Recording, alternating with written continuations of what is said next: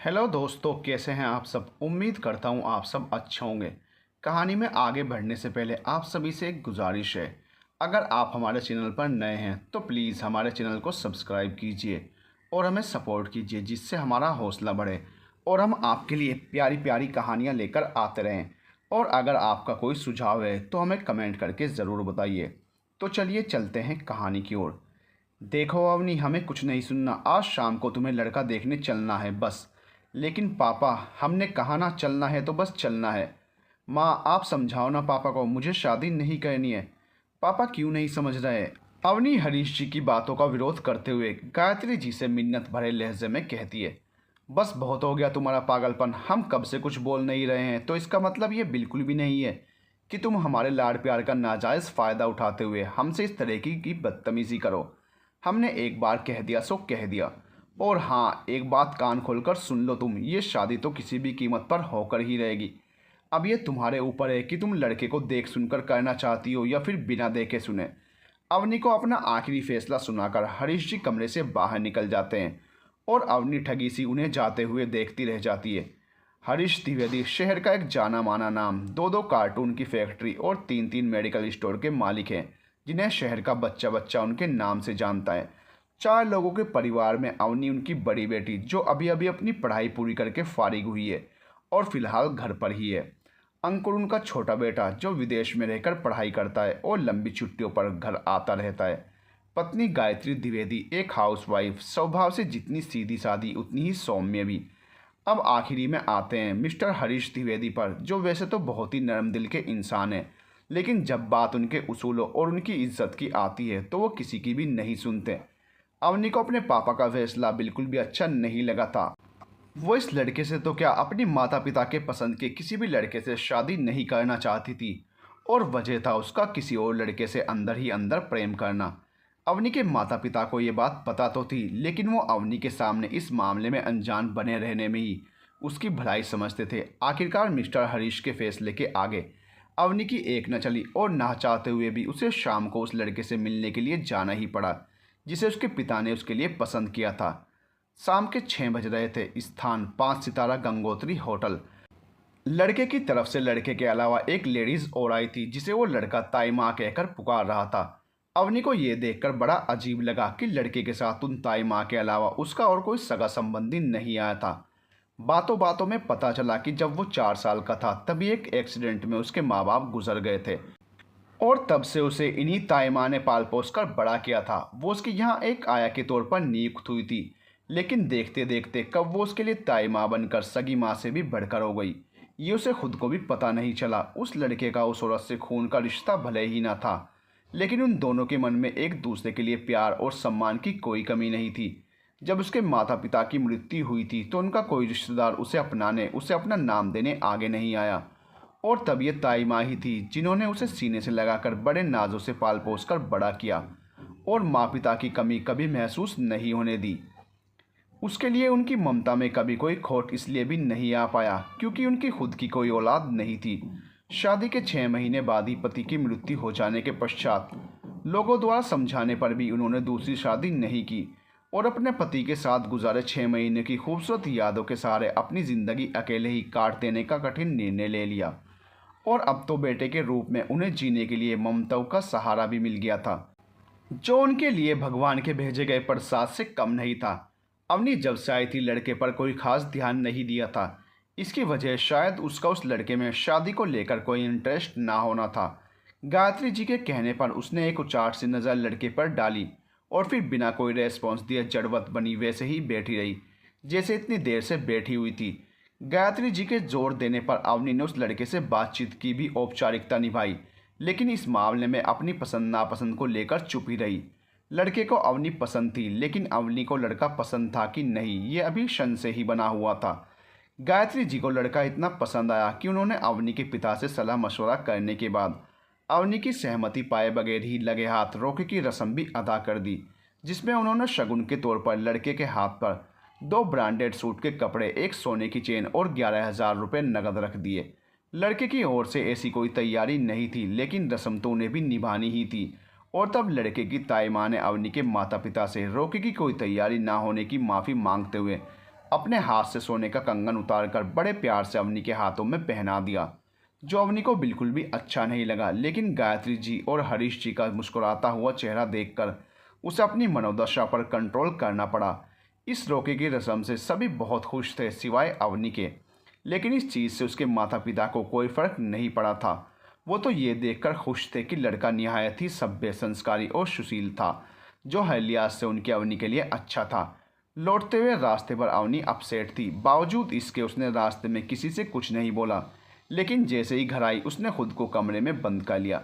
गायत्री जी और हरीश जी ये देखकर कुछ परेशान ज़रूर हुए, लेकिन उन्होंने इस बाबत उससे ना ही कुछ पूछा और ना ही कोई रिएक्ट किया, क्योंकि वो जानते थे कि उन्होंने अवनी को लेकर जो फैसला लिया है वो उसके हित में है और बिल्कुल सही है। अवनी कमरे में अपनी ज्वेलरी उतार कर फेंकती जा रही थी और मन ही मन भुनभुनाती जा रही थी। ये माँ पापा का दिमाग भी ख़राब हो गए।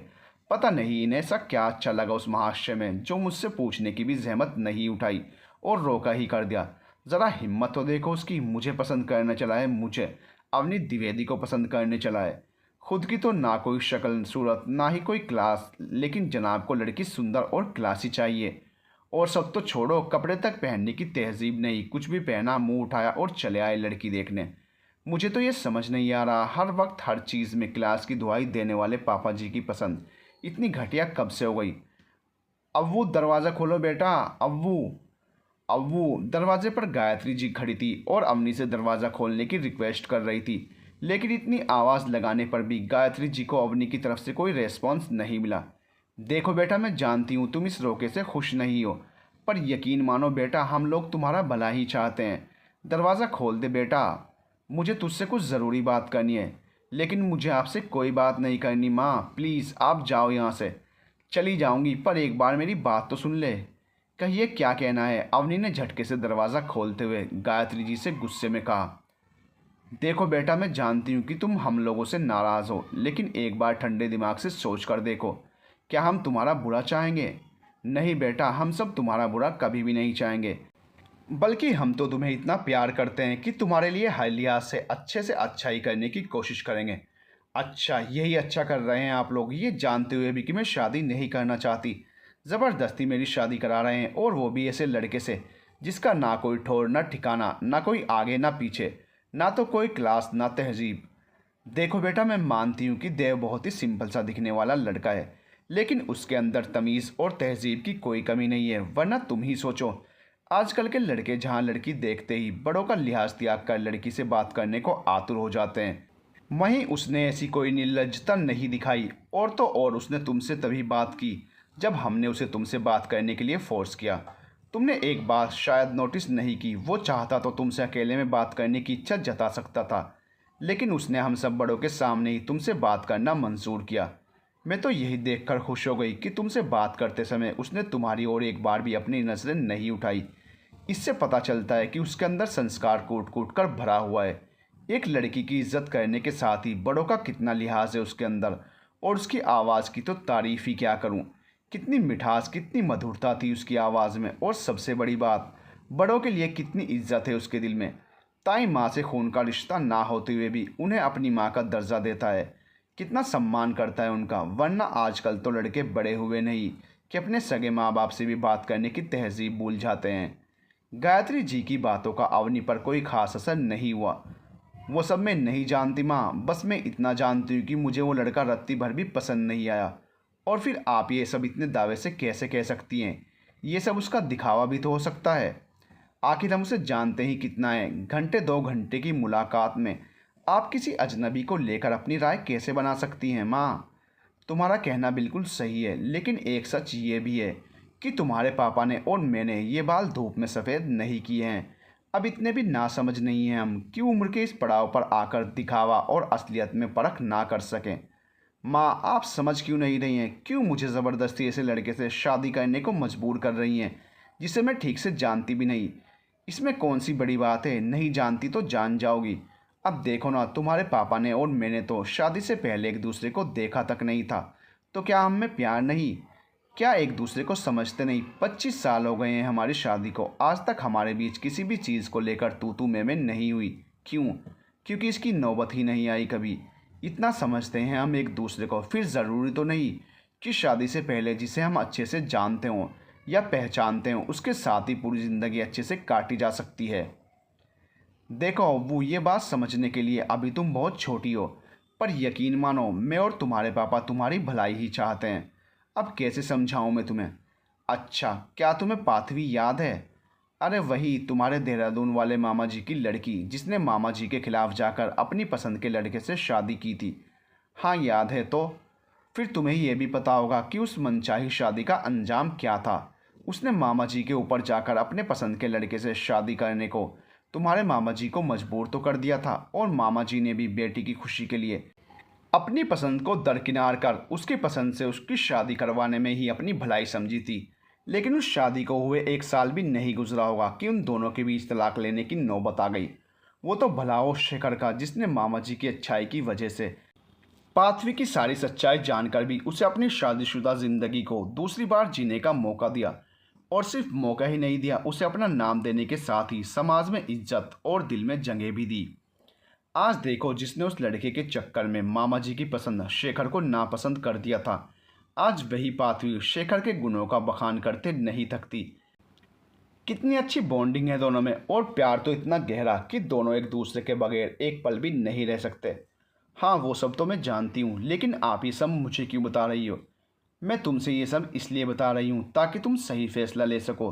मैं कुछ समझी नहीं माँ, आप कहना क्या चाहती हो? अवनी गायत्री जी से अपनी नज़रें चुराते हुए दबी जुबान में लड़खड़ाते हुए बोली। मैं वही कहना चाह रही हूँ जो तुम समझ रही हो, और तुम अच्छे से समझ रही हो कि मैं क्या कहना चाहती हूँ। हमें पता है कि तुम्हें इस शादी से इनकार क्यों है। गायत्री जी की बात पर अवनी उन्हें शन से भरी नज़र से देखती है। देखो अवनी, जो तुम चाहती हो वो कभी नहीं हो सकता। ऐसे कैसे किसी को बिना देखे बिना जाने तुम उस रिश्ते की झूठी आस में बैठी रह सकती हो? प्यार व्यार अपनी जगह, लेकिन किसी शख्स के लिए ऐसा पागलपन ये ठीक नहीं। सिर्फ उसके शब्दों को पढ़कर तुम्हारा उसके साथ भावनात्मक रूप से जुड़ना ये कहाँ तक सही है? और जब तुम्हें ये भी नहीं पता कि उसके दिल में तुम्हारे लिए वो फीलिंग्स हैं भी या नहीं जो तुम्हारे दिल में उसके लिए हैं। ये सब कहानियाँ फिल्मों में अच्छी लगती हैं, रियल लाइफ में ऐसा कुछ नहीं होता। तुम भले 24 की हो गई हो, लेकिन हमारी नज़र में तुम अभी अपना अच्छा बुरा सोचने में असमर्थ हो। और ऐसे में हमारी जिम्मेदारी बनती है कि तुम्हारी नादानियों को नज़रअंदाज करके तुम्हें सही रास्ता दिखाएं। तुम्हारे लिखे गए लेटर के जवाब में उसके 1-2 लेटर क्या आ गए? तुम तो इसे प्यार ही समझ बैठी। ज़रा सोचो, तुम्हारे जैसे न जाने कितने फैंस होंगे उसके, जो उसे लेटर लिखते होंगे, उससे मिलने को कहते होंगे, उससे बात करना चाहते होंगे। हो सकता है वो भी उन सब के जवाब में औपचारिकता बस अपने खास फैंस को लेटर में जवाब लिखता हो। लेकिन इसका मतलब ये तो नहीं कि वो इन सभी से प्यार करने लगे। उसकी भी कुछ मर्यादाएं होंगी, कुछ उसूल होंगे। फैंस को जवाब देना उसकी मजबूरी होगी। अब ऐसे में कोई तुम्हारे जैसा पागल उसे प्यार का नाम दे दे तो ये तो उसकी गलती है ना। अब इसमें उस बेचारे का क्या कसूर? मेरी बात मानो बेटा, देव से शादी कर लो। देव से अच्छा जीवन साथी तुम्हें कभी नहीं मिल सकता, और ये मैं तुम्हें पूरे विश्वास और व्यक्तिगत अनुभव से कह रही हूँ। गायत्री जी बोलती जा रही थी और अवनी उन्हें भाव शून्य को एकटक निहारती जा रही थी। उसे इस तरीके से भाव शून्य में खुद को निहारता देखकर गायत्री जी उसकी मनोव्यथा को भांपते हुए कहती हैं, हो सकता है कि तुम्हें अभी मेरी बात अच्छी ना लग रही हो, लेकिन ये तुम्हारे पूरे भविष्य का सवाल है। किसी पर भी आंख बंद करके विश्वास नहीं किया जा सकता। और तुम्हें तो कहा अभी कि किसी को बिना जाने किसी के बारे में कोई राय कायम करना समझदारी नहीं है। तुम भी तो वही कर रही हो जिसे तुम देखना नहीं, जिसे तुम जानती नहीं, फिर उसके बारे में ऐसा ख्याल क्यों रखना? हो सकता है तुमने अभी तक केवल उसके एक रूप को जाना हो जिसमें तुम्हें सिर्फ अच्छाई दिखती हो। उसके और भी रूप हों जो किसी को ना पता हो। वो सनकी भी हो सकता है, लंगड़ा भी हो सकता है, शराबी भी हो सकता है, शक्ल सूरत में बुरा भी हो सकता है, आवाज़ भी मोटी भद्दी हो सकती है, कुछ भी हो सकता है। अब तुमने तो उसे देखा नहीं और ना ही उसे व्यक्तिगत तौर पर जानती हो। ये भी हो सकता है कि सामने से देखकर तुम उसे पसंद ना करो। मेरे ख्याल से मैं जो तुम्हें समझाना चाहती थी तुम अच्छे से समझ रही होंगी। अवनी अब भी गायत्री जी की बातों पर चुप ही थी। क्या करूं, एक पत्नी होने के साथ एक माँ का दिल भी है मेरे अंदर, और सच यही है कि एक माँ अपने बच्चे को उदास कभी नहीं देख सकती। रास्ते भर की तुम्हारी चुप्पी और यहाँ आने पर भी तुम्हारा किसी से कोई बात ना करते हुए सीधे अपने कमरे में चला जाना खल रहा था मुझे, इसलिए तुम्हें समझाने चली आई। नहीं तो अपने पापा को तो तुम जानती ही हो, उसूलों के कितने पक्के हैं। एक बार अगर कोई फैसला ले लिया तो फिर किसी भी कीमत पर पीछे हटना नहीं जानते। चलती हूँ, लेकिन एक बार अपनी माँ की बातों पर ठंडे दिमाग से गौर ज़रूर करना। अवनी की माँ तो चली गई थी अवनी को समझाकर, लेकिन अवनी समझने की बजाय माँ की बातों में और उलझ गई। वो दो राहों पर खड़ी खुद के ही फैसले पर दुविधा में आ गई थी। माँ की कही गई एक एक बात उसके जहन में फ्लैशबैक होकर घूम रही थी। क्या माँ सच कह रही थी? ये मेरा पागलपन है? क्या हम किसी ऐसे आदमी से दिल से नहीं जुड़ सकते जिसे हमने कभी देखा ना हो? क्यों नहीं जुड़ सकते? किसी को देखने के लिए ऊपर की दो आंखों की क्या ज़रूरत? मन की आंखें ही काफ़ी होती हैं और मेरा मन उनके हर शब्द में उन्हें महसूस करता है। उनके एहसास को, उनके ख्यालों को उनके अंदाज में जीता है। उनका मुझे लेटर लिखना अपने फैंस को खुश करने के लिए कोई औपचारिकता ही सही, लेकिन क्या मेरे लिए इतना काफ़ी नहीं कि उन्होंने मुझे लेटर का जवाब दिया? अगर उनके मेरे जैसे लाखों फैंस होंगे तो हों, मेरी वजह से, मेरे लिए तो उनके जैसा एक ही है। माँ ने तो मुझे समझा दिया, लेकिन अब मैं कैसे समझाऊँ अपने इस मन को जो रात दिन उन्हीं के ख्यालों में जीता है, उन्हीं की बातें करता है, उन्हीं के सपने देखता है। अब माँ को कौन बताए? उनको लगता है कि मैंने उन्हें अभी तक देखा ही नहीं, जबकि ये आधा सच है। पूरा सच तो ये है कि मैंने उन्हें बहुत नज़दीक से देखा है, रोज़ ही देखती हूँ, मिलती हूँ, प्यारी प्यारी बातें भी करती हूँ। अरे कोई मेरी नज़र से मेरा मन बन कर देखे, उन्हें मालूम चल जाएगा खुदा का तराशा हीरो में सबसे कीमती कोहिनूर सा अस्तित्व है उनका। जान ले कोई अगर करीब से उन्हें तो खुदा समझकर सजदा ही कर बैठे, ऐसे हैं वो। ये माँ भी ना कुछ भी कहती हैं। अब उनसे कैसे कहूँ कि जिसके ख्याल मामूली नहीं हैं वो खुद मामूली कैसे हो सकता है? जिसकी बातें इतनी खूबसूरत हैं वो बदसूरत कैसे हो सकता है? जिसका अंदाज इतना कातिलाना हो उसकी आवाज़ भद्दी कैसे हो सकती है? जिसके शब्दों के बयां करने के तरीके में इतनी शक्ति हो कि वो किसी को भी अपना दीवाना बना ले, वो अपंग कैसे हो सकता है? जिसको कल्पना करने मात्र से ही रोम रोम में सुरूर भर जाए, वो शराबी कैसे हो सकता है? मैं किसी ऐसे इंसान से शादी नहीं कर सकती जिसे मैं जानती ही नहीं। नहीं, मैं ये शादी नहीं कर सकती। लेकिन पापा को कैसे मनाऊंगी? उन्हें क्या बताऊंगी, क्या कहूँगी उनसे मैं? ये कि मैं जन्म भर कुंवारी रह जाऊंगी, लेकिन किसी और से शादी का ख्याल अपने दिल में भी नहीं ला सकती। और क्या वो मेरी बात को सुनेंगे? मेरे दिल का हाल समझ पाएंगे? क्यों नहीं सुनेंगे? बेटी हूँ उनकी, मुझ में जान बसती है उनकी। लेकिन क्यों सुनेंगे वो मेरी बात? और कहीं पापा ने भी इसे मेरा पागलपन करार दे दिया तो? और अब तो रोका भी किया जा चुका है। सुबह 9:30 बजे नाश्ते के डाइनिंग टेबल पर हरीश जी और गायत्री जी बैठकर अवनी की शादी को लेकर आपस में विचार विमर्श कर ही रहे थे कि अवनी को डाइनिंग टेबल की ओर आता देख चुप हो गए। गुड मॉर्निंग बेटा। इसी के साथ अवनी को इतनी जल्दी फ्रेश होकर नाश्ते के लिए डाइनिंग पर आया देख उन्होंने आश्चर्य भी प्रकट किया। उनका आश्चर्य प्रकट करना इसलिए भी जायज़ था, जब से अवनी की पढ़ाई पूरी हुई थी वो आमतौर पर 9:30 या 10 बजे उठा करती थी और नाश्ता 11 बजे तक करती थी। तब तक हरीश जी नाश्ता करके निकल गए होते थे, तो उनकी अवनी से मुलाकात दोपहर के 2:30 बजे ही होती थी, लंच के समय। गुड मॉर्निंग पापा। गुड मॉर्निंग माँ। उसने हल्की मुस्कुराहट के साथ हरीश जी की दूसरी तरफ वाली खाली कुर्सी पर बैठते हुए जवाब दिया। क्या बात है, आज तो हमारी बिटिया बहुत जल्दी उठ गई। हाँ पापा, वो आपसे कुछ बात करनी थी। हाँ कहो, उन्होंने पराठे का बाइट अपने मुंह में डालते हुए कहा। जी जी, बात यह है कि आगे की लाइन बोलते हुए अवनी की ज़ुबान लड़खड़ा रही थी। वो पापा, बात दरअसल ये है कि मैं शादी नहीं करना चाहती। उसने ये लाइन बिना रुके झटके में कह दी। लेकिन क्यों बेटा? उनके चेहरे के भाव और बोलने के अंदाज से लग रहा था कि उन्होंने अवनी की इस बात को ज़्यादा तवज्जो नहीं दी थी। जी, मुझे वो लड़का पसंद नहीं। अवनी ने हिम्मत करके हिचकिचाते हुए अपने मन की बात कह दी। लड़का पसंद नहीं? लेकिन वो तो बहुत ही अच्छा लड़का है। शायद तुम्हें उसे परखने में कोई गलती हो गई। अगर तुम किसी की बाहरी सुंदरता देखकर ऐसा कह रही हो तो यहाँ तुम्हारा डिसीज़न बिल्कुल गलत है।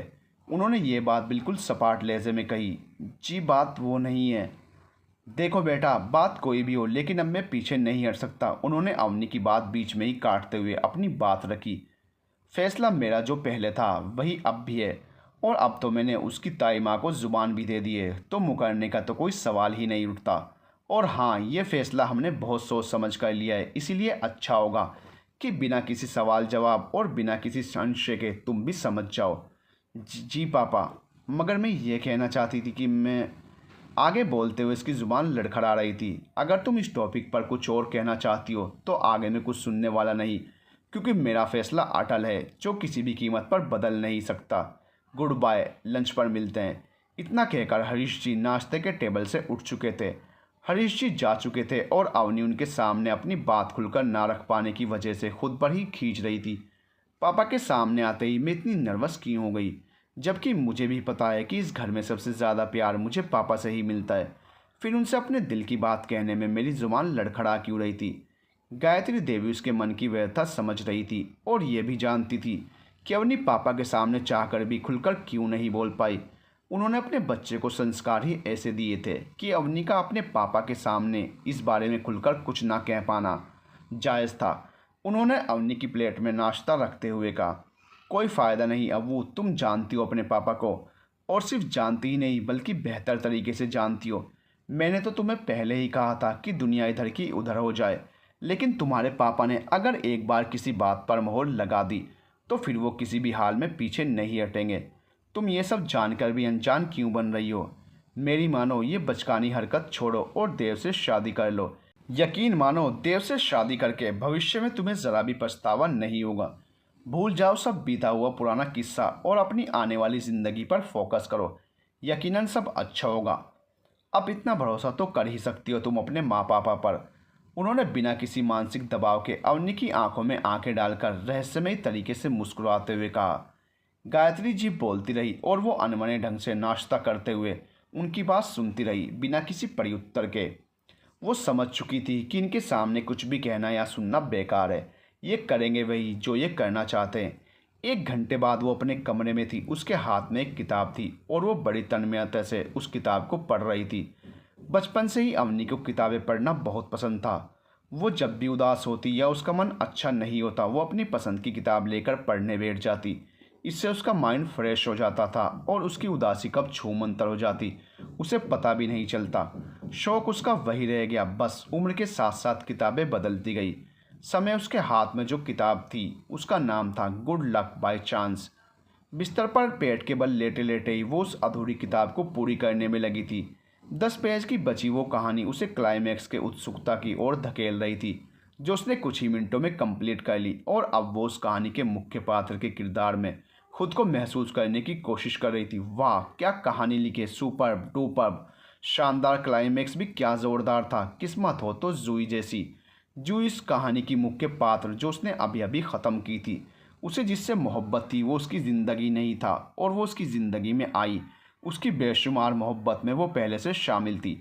अब जूही को भी कहाँ पता था, जिसे वो जानती तक नहीं थी, वास्तव में वही उसकी लाइफ का रियल हीरो था। कितना सुखद अंत था इस कहानी का। काश जूही की तरह मेरी भी किस्मत होती, मुझे भी मेरे सपने का हीरो ऐसे ही मिल जाता। लेकिन अफसोस, सपने और हकीकत में ज़मीन आसमान का अंतर होता है। यहाँ मैं उनके सपने देख रही हूँ लेकिन उनके सपनों में पता नहीं कौन, या शायद नहीं। कितना अजीब है ये सोचना, लेकिन सच तो यही है कि मैं उनके लिए जो महसूस करती हूँ वो किसी और के लिए नहीं कर सकती, उनका नहीं बता सकती। लेकिन मेरे लिए तो वो ही मेरे पहले और आखिरी प्यार है। अवनी कुछ सोचने वाले अंदाज में, ऐसा क्या करूं जो उस तमीज़दार से पीछा छूटे मेरा। ये माँ पापा भी ना पता नहीं क्या समझकर उस लोअर क्लास को लेकर मेरे पीछे ही पड़ गए हैं, और अब तो उनकी बात मानने के अलावा कोई रास्ता भी नज़र नहीं आ रहा मुझे। क्या करूं मैं, क्या करूं ऐसा कि सांप भी मर जाए और लाठी भी ना टूटे। सोचते सोचते अचानक से उसकी आंखों में चमक आ जाती है और वह खुशी से चहक उठती है। ठीक है, मैं करूँगी शादी। अगर माँ पापा चाहते हैं कि मुझसे शादी करूँ तो मैं तैयार हूँ। जब वो मान नहीं रहे हैं अपना फ़ैसला ज़बरदस्ती मेरे ऊपर थोपने में, तो मैं भी कुछ कम नहीं पड़ूंगी। ऐसा सबक सिखाऊंगी उस तमीज़दार को कि खुद ही मेरे पैरों पर गिरकर खुद को छोड़ देने की दुहाई मांगेगा। आओ बच्चू, बड़ा शौक है ना तुम्हें मेरा हमसफ़र बनने का। तुम भी क्या याद रखोगे कि किससे पाला पड़ गया तुम्हारा। ऐसा नाच नचाऊंगी कि मेरा हमसफ़र बनना तो छोड़ो, किसी भी लड़के का ख्याल तक मन में लाने के लायक नहीं रहोगे। शादी के 1 महीने के भीतर भीतर मुझसे पनाह मांगते नज़र ना आए तो कहना। बस कुछ दिन और फिर तुम्हें समझ आएगा कि मैं क्या चीज़ हूँ। Wait and watch. Good luck mister lower class. और इसी के साथ उसके होठों पर एक कुटिल मुस्कान तैर जाती है। 1 महीने बाद अवनी की शादी की तैयारियां ज़ोरों शोरों पर थी। द्विवेदी भवन को पूरे शान शौकत से सजाया जा रहा था। हरीश जी कोई कसर नहीं रखना चाहते थे अपनी बेटी की शादी को लेकर, और रखते भी कैसे, आखिर उनकी इकलौती बेटी की शादी जो थी। पूरा द्विवेदी मैंशन दूधिया रोशनी से जगमगा उठा था। कोठी की शान देखते ही बन रही थी। ये क्या माँ, कल मेरी शादी है और भाई अभी तक नहीं आया। शायद वो भूल गया कि उसकी इकलौती बहन की शादी है जो बार बार नहीं होनी। अवनी ने गायत्री जी से शिकायत भरे लहजे में कहा। हाँ, कहा तो था कि ज़्यादा दिन की छुट्टी नहीं मिल पाएगी, इसलिए 2 दिन के लिए ही आ पाऊँगा, मगर आ जाऊँगा ज़रूर। अब तक तो उसे आ जाना चाहिए था। वो दोनों बात कर ही रही थी कि तभी अवनी का मोबाइल बज उठा। अवनी ने नंबर देखा और खुश होते हुए बोली, माँ, भाई का नंबर है, वो इंडिया आ चुका है। वो जल्दी से फ़ोन रिसीव करती है। हेलो अंकी, कहाँ हो तुम? अब तक तो तुम्हें आ जाना चाहिए था, अब क्या फेरे हो जाने के बाद आने का इरादा है? माई स्वीट हार्ट दी, जहाँ इतनी देर इंतज़ार किया। 1 घंटे और कर लो, मैं बस पहुँचने ही वाला हूँ। चलो ठीक है, जल्दी आओ। जस्ट चिल दी, मैं तो पहले ही पहुँच जाता, बट यू नो इंडिया का ट्रैफिक। हाँ हाँ, पता है इंडिया का ट्रैफिक। चलो रखती हूँ, जल्दी पहुँचो। ओके दी। इधर तुमने फ़ोन रखा, उधर मैं हाजिर। बदमाश कहने के साथ ही अवनी हंस दी। 1 घंटे बाद 6 फीट लंबा, शरीर से सुडौल और रंग में गोरा, एक बहुत ही हैंडसम सा लड़का द्विवेदी मैंशन में दाखिल हुआ।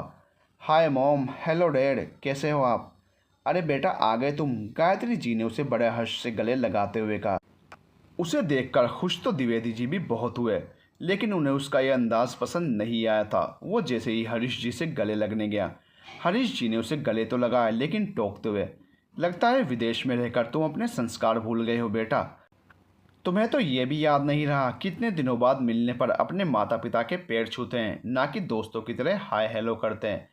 ये मत भूलो कि मैंने तुम्हें वहाँ पढ़ने भेजा है, ना कि अपनी भारतीय संस्कृति को छोड़कर वहाँ की पाश्चात्य संस्कृति को अपनाने। हरीश जी की बातों को सुनकर अंकुर शर्मिंदा होता है और उनके पैर छूते हुए सॉरी बोलता है। खुश रहो। एक बात हमेशा याद रखना बेटा, देश के किसी भी कोने में रहना, कोई भी भाषा बोलना, लेकिन अपनी भारतीय संस्कृति पर गर्व करना कभी मत भूलना, और साथ ही साथ अपनी माँ का दिया हुआ संस्कार भी याद रखना। जी डैड, बिल्कुल। फिर वो गायत्री जी से भी सॉरी बोलते हुए उनके भी पैर छूता है।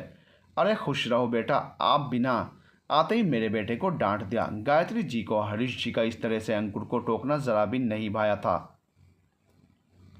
अरे नहीं मॉम, डैड ने बिल्कुल सही कहा, मैंने गलती की तो उन्होंने मुझे टोका। अब आप लोग मुझे सही रास्ता नहीं दिखाओगे तो और कौन दिखाएगा? मेरा प्यारा बेटा, कहते हुए गायत्री जी ने एक बार फिर से उसे सीने से लगा लिया। ये देख हरीश जी भी मुस्कुरा उठे। वैसे मॉम, दी कहाँ है? दिख नहीं रही, इतनी देर से तो फ़ोन पर फ़ोन किए जा रही थी। अब जब मैं आ गया तो वही नदारद हैं। अभी तक तो यहीं थी, शायद अपने कमरे में होगी। ओके, मैं उनसे मिलकर आता हूँ।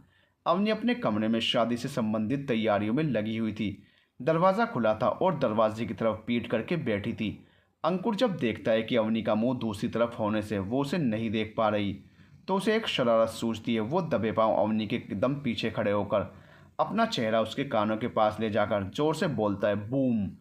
उसके अचानक से ऐसा करने से अवनी डर जाती है और घबराहट में पीछे पलटकर देखती है। हा हा हा, दीदी आप तो अभी पहले की तरह ही डरती हो। तो ये तुम थे बदमाश, कहते हुए उसके कानों को पकड़कर हल्के से मरोड़ देती है। आते ही मुझे परेशान करना शुरू कर दिया। कान छोड़ो दी, दर्द हो रहा है। वो तो मैंने बस चेक करने के लिए किया था कि अभी भी आप पीछे से आवाज़ देने पर डरती हो या फिर जीजू ने आपका डर भगा दिया है। जीजू के बच्चे, पीछे से कान के इतने नज़दीक आकर जोर से बूम करके डराते हो और कहते हो जीजू ने डर निकाल दिया होगा। सॉरी दी, आपको तो पता ही है मेरे ऐसा करने पर जब आप डरती हो तो ये देखकर मुझे कितना मज़ा आता है। मज़ा आता है? आओ निकालती हूँ तुम्हारा सारा मज़ा। कहते हुए अवनी भाग रहे अंकुर के पीछे भागती है। कुछ देर में वो दोनों गायत्री जी के पास खड़े होकर अपनी अपनी शिकायत कर रहे थे। माँ देखो ना, भाई ने आते ही मुझे डरा दिया। नहीं मॉम, मैंने तो बस हल्का सा बूम किया था। अब मुझे क्या पता था डी डर जाएंगी। अच्छा, हल्के से किया था और नहीं तो क्या? और आपने जो इतनी ज़ोर से मेरा कान खींचा उसका क्या? वो तो मैं ऐसे ही खींचूंगी। अरे बस भी करो, तुम दोनों आपस में मिले नहीं कि बच्चों की तरह लड़ना शुरू कर दिया। और तुम अबू बेटा क्या करती हो? कल तुम्हारी शादी है और तुम अभी भी बच्चों की तरह। और नहीं तो क्या, कल आपकी शादी है और आप इतनी दूर से आपके लिए ही आए अपने भाई से लड़ रही हो। नॉट फेयर दी। अंकुर ने गायत्री जी की बात पूरी होने से पहले ही अवनी को चिढ़ाने वाले अंदाज में कहा। अच्छा, मैं लड़ रही हूँ? और शुरू किसने किया था? वो तो मेरा आपसे प्यार जताने का तरीका था। ये कौन सा तरीका हुआ भला? आप नाराज़ हो? अंकुर ने उसकी आंखों में झांकते हुए कहा। नहीं, मुझे तो तुम पर प्यार आ रहा है। वेल, वो तो आएगा ही। मैं हूँ ही इतना स्वीट, हैंडसम, क्रूल, डैशिंग कि किसी को भी मुझ पर प्यार आ जाए। फिर आप तो मेरी स्वीट हार्ट हो आपको तो आना ही है, उसने अपने पहने हुए जैकेट को पकड़कर थोड़ा आगे की तरफ झटकते हुए कहा। अपने ही मुंह मियाँ मिट्टू, क्या करूं, आप तो कहते नहीं कभी, तो मैंने सोचा मैं खुद के सारे कम्प्लीमेंट दे देता हूं। वैसे झूठ कहा क्या? बिल्कुल भी नहीं, मेरे भाई जैसा हैंडसम तो कोई हो ही नहीं सकता। अवनी इमोशनल होते हुए कहती है। अवनी को भावुक देख अंकुर भी इमोशनल हो जाता है। फिर इसी बात पर एक बार और हो जाए। अवनी उसका इशारा समझते हुए कहती है, वाई नॉट। और फिर दोनों मुस्कुराते हुए एक दूसरे को हक करते हैं। उन दोनों का इतना प्यार देख गायत्री जी के होंठों पर बरबर सी मुस्कान बिखर जाती है, जबकि दूसरी तरफ अपनी आंखों में आंसू आने से वो खुद को भी रोक नहीं पाई थी। दोस्तों, आखिर अवनी ने क्या सोचकर देव से शादी के लिए हाँ की, और शादी के बाद वो देव के साथ क्या करने वाली है, जानने के लिए बने रहिए हमारे साथ। To be continued.